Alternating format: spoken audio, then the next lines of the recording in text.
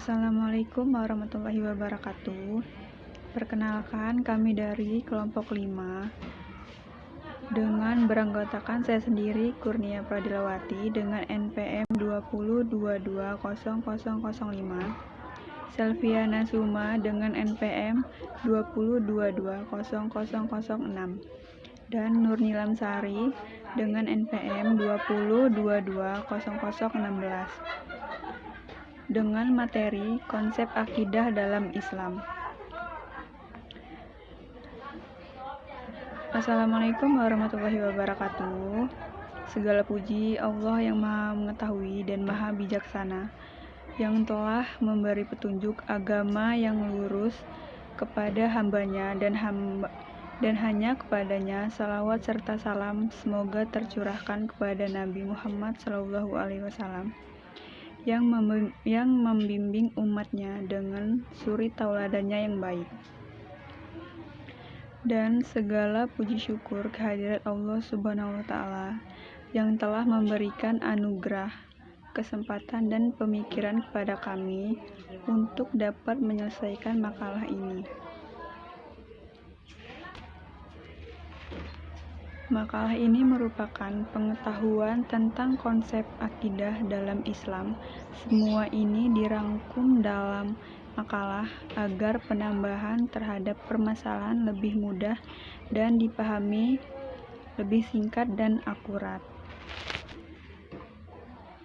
Pengertian akidah secara etimologi atau lugatat. Akidah berakar dari kata akada, yakidu akdan yang berarti simpul, ikatan perjanjian dan kokoh. Setelah terbentuk menjadi akidah, berarti keyakinan. Relevansi antara arti kata akdan dan akidah adalah keyakinan itu tersimpul dengan kokoh di dalam hati, bersifat mengingat dan mengandung perjanjian. Pengertian akidah dalam Islam menurut para ahli. Menurut Al-Banna, akidah adalah beberapa perkara yang wajib diyakini keberadaannya oleh hatimu, mendatangkan ketentraman jiwa, menjadi keyakinan yang tidak bercampur sedikitpun dengan keraguan-keraguan. Menurut Abu Bakar Jabir al-Jaizairi, akidah adalah sejumlah kebenaran yang dapat diterima secara umum atau aksioma oleh manusia berdasarkan akal, wahyu dan fitrah, atau kebenaran itu dipatrikan oleh manusia di dalam hati serta diyakini kesahihannya dan kebenarannya secara pasti dan ditolak segala sesuatu yang bertentangan dengan kebenaran itu.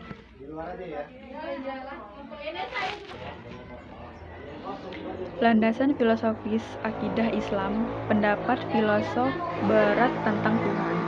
Pendapat Seponaces, Tuhan hanya satu, yang terbesar di antara dewa dan manusia, tidak serupa dengan makhluk fana. Pendapat Socrates, Tuhan pencipta alam ini bukanlah hanya untuk memikirkan dan memperhatikan manusia saja, tapi ialah roh bagi manusia. Jika tidak begitu, cobalah sebutkan padaku, hewan manakah yang dapat mengetahui adanya Tuhan yang mengatur susunan tubuh, yang mempunyai sifat-sifat tinggi seperti ini.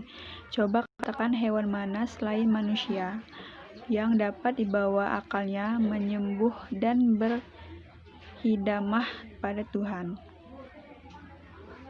Kemudian pendapat Descartes, saya tidak menjadikan diri saya sendiri sebagai sebab jika saya menjadikan, tentulah saya dapat memberikan segala sifat kesempurnaan kepada diri saya. Oleh sebab itu, saya dijadikan oleh zat yang lain. Dan sudah pasti pula zat itu menjadikan saya mempunyai sifat-sifat kesempurnaan. Fungsi akidah Islam. A. Sebagai pondasi untuk mendirikan bangunan Islam. B. Merupakan awal dari adalah yang mulia. C. Semua ibadah yang kita laksanakan jika tidak sesuai akidah, maka ibadah kita tersebut tidak akan diterima. Ruang lingkup pembahasan akidah. A. Ilahiyat, yaitu pembahasan tentang segala sesuatu dan hubungan dengan Allah atau Tuhan, seperti wujud Allah, nama-nama dan sifat-sifat Allah, af'al Allah dan lainnya. B. Nubuwat, yaitu pembahasan tentang segala sesuatu yang berhubungan dengan Nabi dan Rasul, termasuk tentang kitab-kitab Allah, mukjizat, keramat, dan selain bagainya.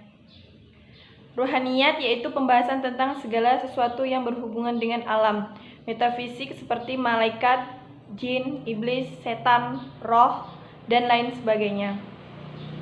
Samiyat, yaitu pembahasan tentang segala sesuatu yang hanya bisa diketahui Allah lewat sami, dalil nasib berupa Al-Quran dan Sunnah, seperti alam barzah, akhirat, azab, kubur, tanda-tanda kiamat, surga, neraka, dan lainnya. Pembahasan akidah juga dapat mengikuti sistematika atau arkanul iman, rukun iman, yaitu 1. Iman kepada Allah, 2. Iman kepada malaikat, 3. Iman kepada kitab-kitab Allah, 4. Iman kepada Nabi dan Rasul, 5. Iman kepada hari akhir, 6. Iman kepada takdir Allah. Pembahasan akidah juga dapat mengikuti sistematika atau arkanul iman. Rukun iman yaitu yang pertama, iman kepada Allah, 2. Iman kepada malaikat, 3. Iman kepada kitab-kitab Allah, 4. Iman kepada Nabi dan Rasul, 5. Iman kepada hari akhir, 6. Iman kepada takdir Allah. Ini ya. 8. Kaidah akidah. A. Apa yang saya dapat dengan indera saya yakin adanya kecuali bila akan saya mengatakan tidak, berdasarkan pengalaman masa lalu. B. Keyakinan diperoleh dengan menyaksikan langsung dan juga bisa melalui berita yang diyakini kejujuran si pembawa berita.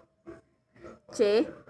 Anda tidak berhak memungkiri perwujudan sesuatu hanya karena Anda tidak bisa menjangkaunya dengan indera Anda. D. Seseorang hanya bisa menghasilkan sesuatu yang pernah dijangkau oleh inderanya. E. Akal hanya bisa menjangkau hal-hal yang terkait dengan ruang dan waktu. F. Iman adalah fitrah setiap manusia. G.